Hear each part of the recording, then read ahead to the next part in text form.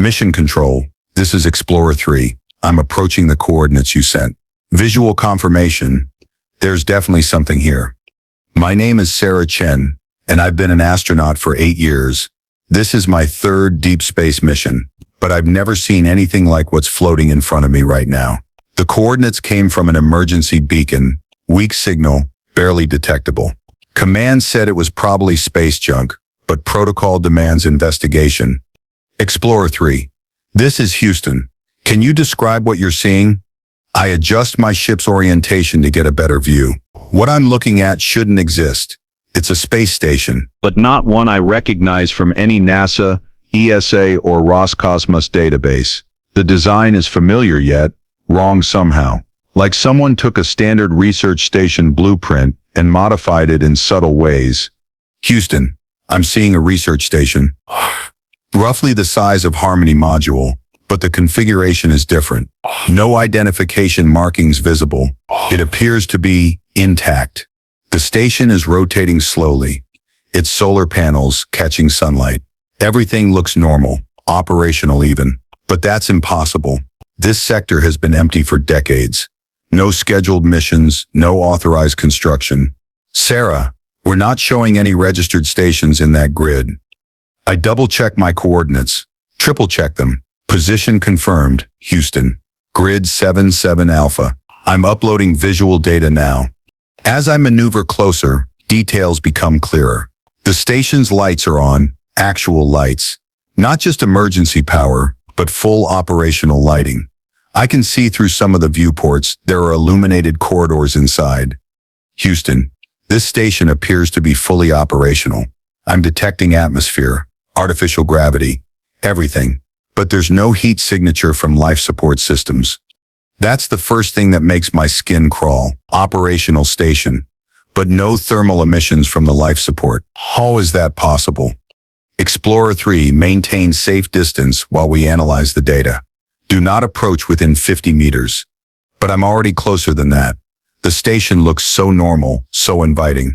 After 3 months alone in my cramped exploration pod, the idea of stretching my legs in a real corridor is almost irresistible. Sarah, we're getting your visual feed. This isn't matching any known configuration. The architecture looks like Kepler station design, but Kepler was decommissioned 15 years ago. Kepler station. I remember reading about it in training. Deep space research facility, studying cosmic radiation effects on biological samples. The project was classified, most details scrubbed from public records. Officially, it was dismantled and its components recycled. Houston, I'm seeing docking port compatibility. Standard international docking system. Permission to board for inspection. Long pause. Too long. Explorer 3, negative. Maintain distance and continue surveillance. But something's wrong with my controls. The maneuvering thrusters aren't responding properly. My ship is drifting closer to the station, caught in what feels like a gentle gravitational pull. That shouldn't be possible either. The station isn't nearly massive enough to generate meaningful gravity at this distance. Houston, I'm experiencing control difficulties. The station appears to be attracting my ship somehow. Sarah, what do you mean attracting? I'm trying to fire retro thrusters, but they're sluggish. It's like moving through thick atmosphere, but we're in vacuum. The station grows larger in my viewports. Details becoming crisp and clear. I can see into the corridors now, and what I see makes my heart race. There are lights on in the laboratories, workstations that look recently used, coffee cups sitting on tables. Houston, there are signs of recent habitation, very recent. I can see personal items, active workstations. Someone's been here. Impossible, Sarah. That sector has been empty for. The communication cuts out, not static, not interference, just silence. Houston, do you copy? Nothing.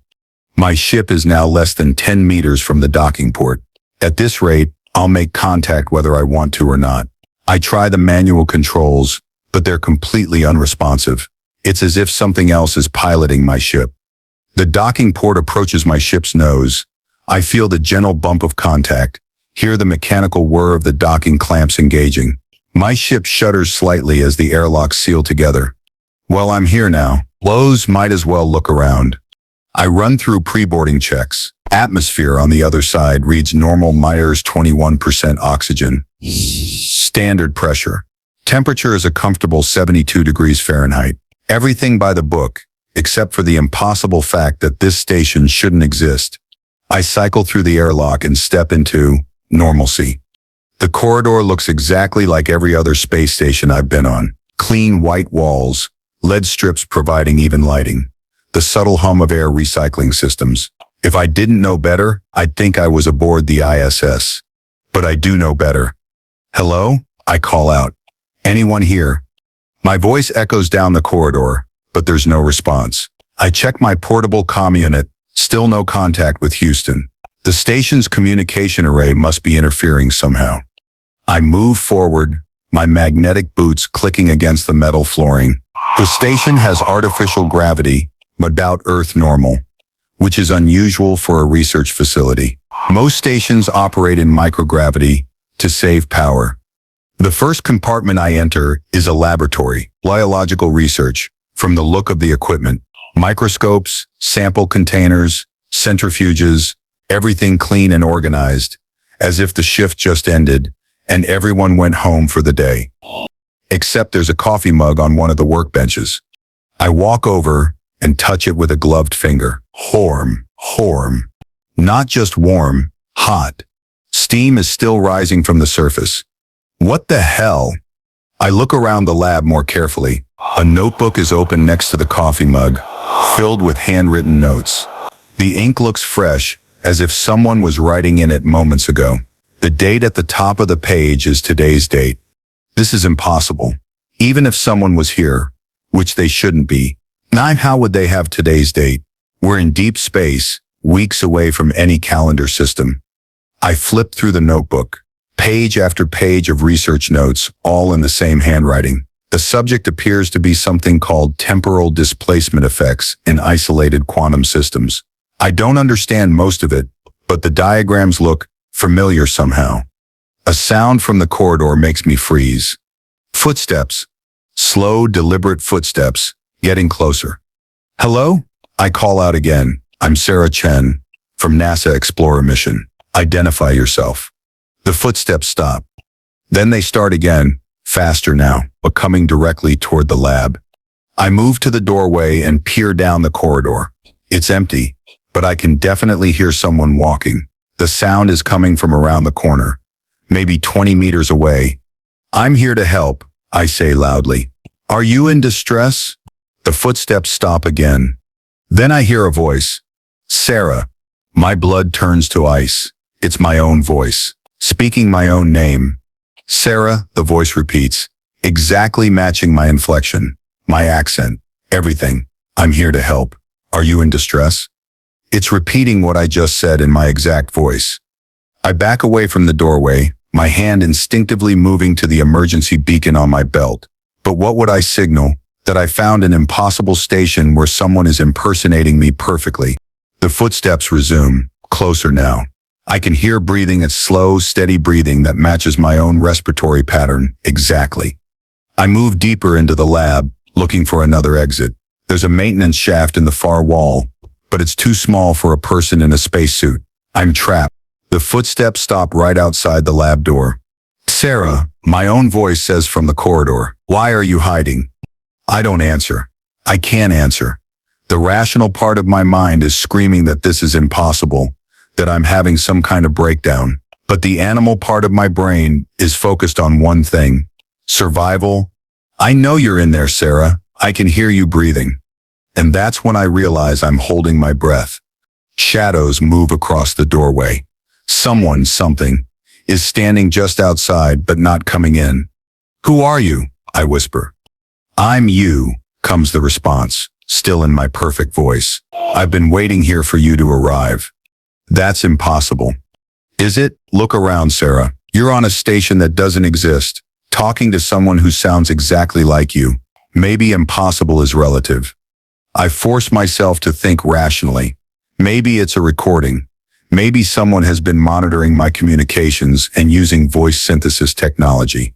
But how would they know I was coming? I didn't even know I was coming until Houston sent me these coordinates. What do you want? I ask. I want you to see. See what? The truth about why you're really here. The shadows in the doorway shift, and I get a glimpse of whoever is speaking. It's a figure in a spacesuit, identical to mine, but I can't see the face through the helmet's visor. The figure raises one hand in what might be a greeting or a warning. Come with me, Sarah. Lair. There's something you need to understand. Every instinct tells me not to follow this person, but I'm trapped in this lab with no other way out, and my curiosity is stronger than my fear. Okay, I say finally, but slowly, and keep your distance. Of course. I move toward the doorway, staying as far from the figure as possible. When I step into the corridor, I get a better look at my companion. The spacesuit is definitely identical to mine. Same model, same manufacturer patches, even the same wear patterns on the gloves. But there's something wrong with the way it moves. Too fluid, too precise, like watching a perfect digital animation. This way, my voice says from inside the helmet. We walk down the corridor side by side, about 3 meters apart. I keep glancing at my companion, but the helmet's visor is perfectly reflective. I can't see anything inside. Where are we going? I ask.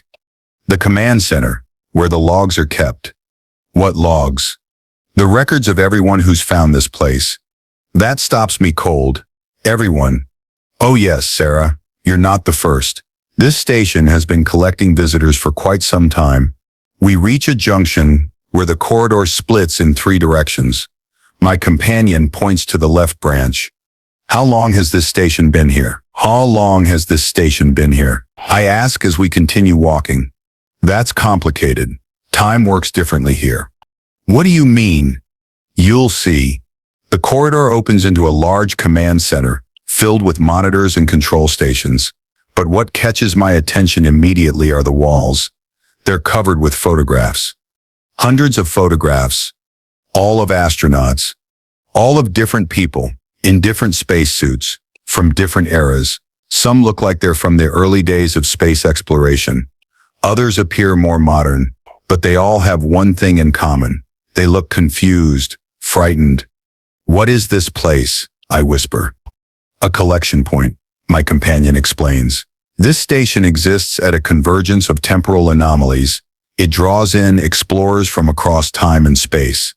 I walk closer to the photographs, studying the faces. Some of the spacesuits look familiar.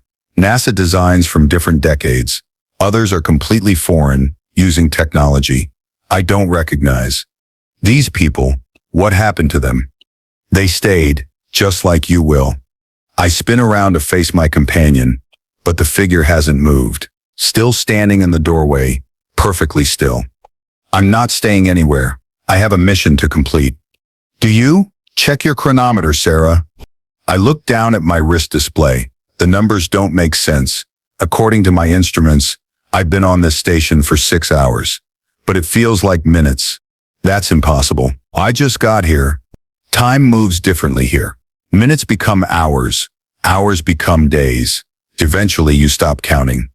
I back away from the photographs, toward the opposite door. I need to get back to my ship. Your ship isn't there anymore. What do you mean? Look. My companion points to one of the monitors. It shows an external view of the docking port where I left my ship. Where is it?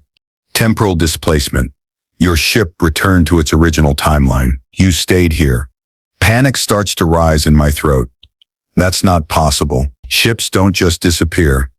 Everything is possible here, Sarah. That's the point. I run to the monitor, checking different external views. My ship is nowhere to be seen.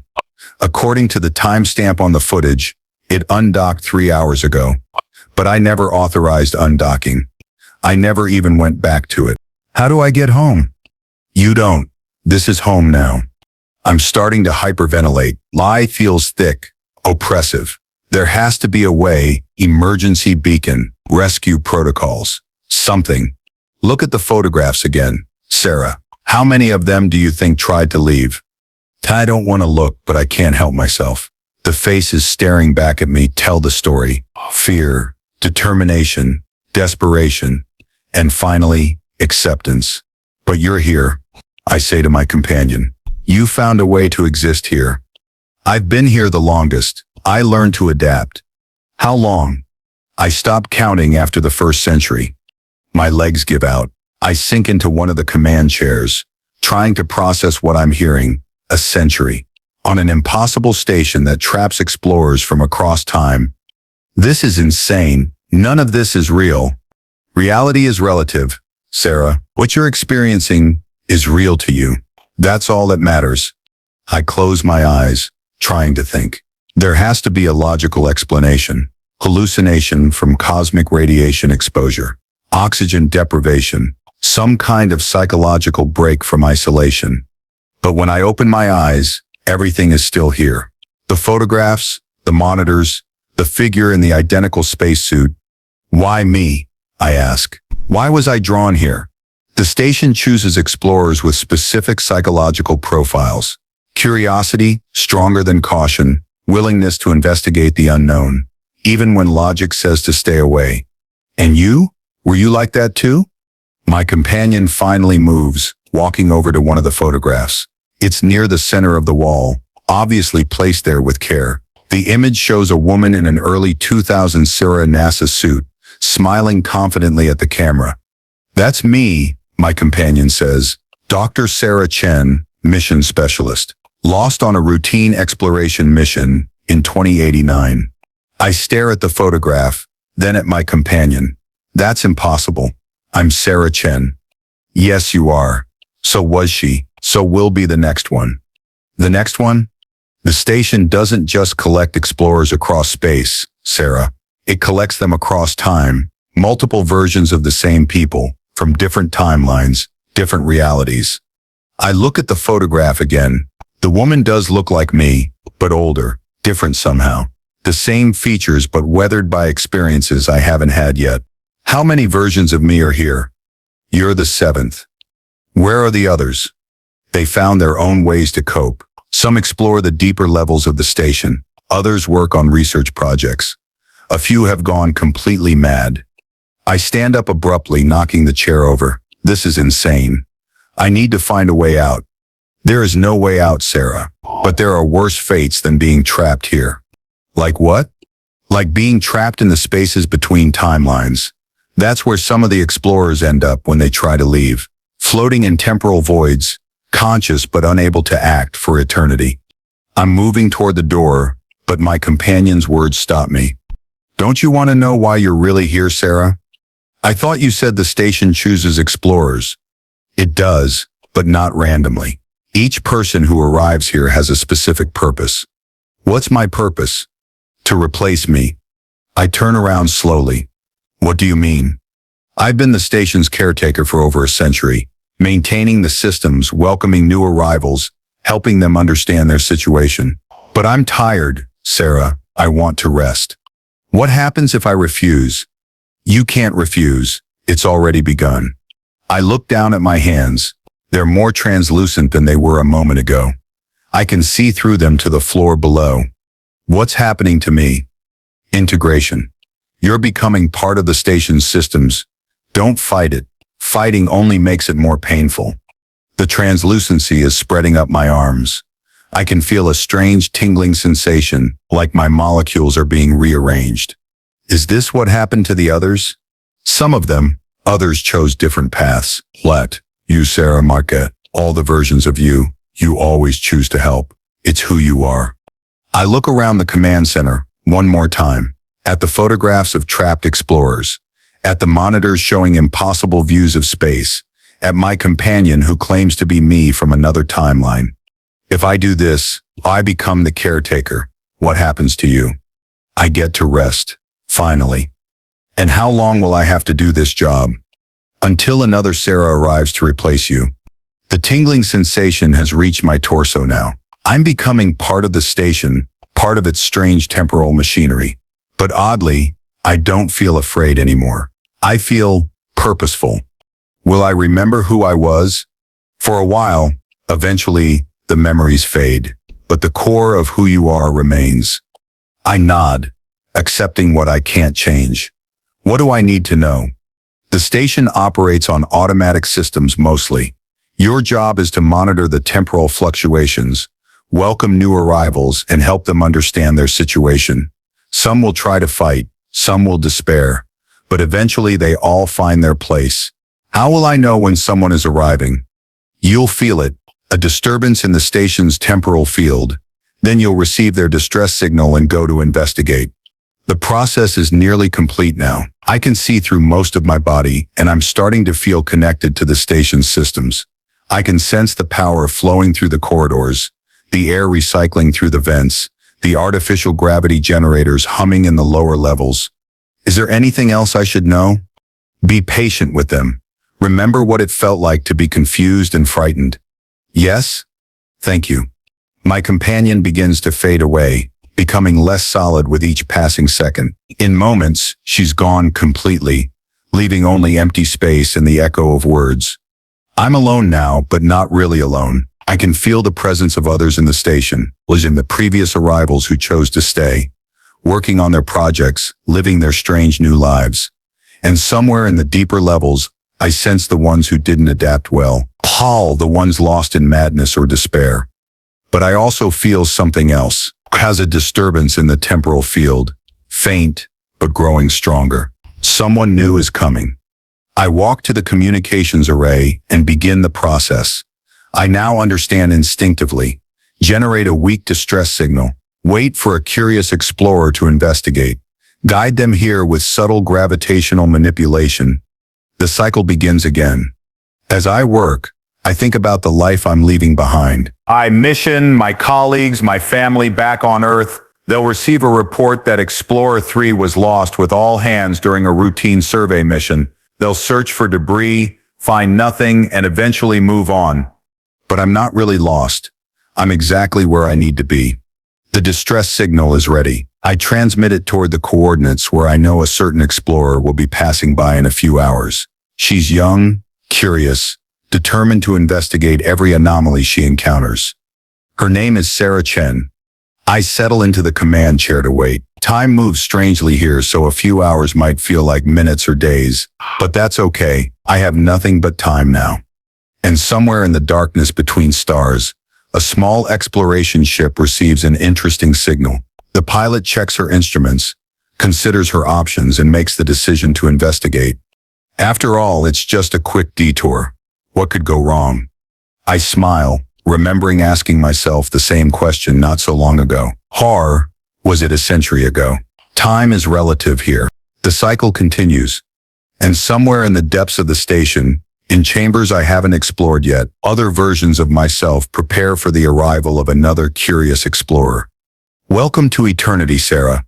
Welcome home.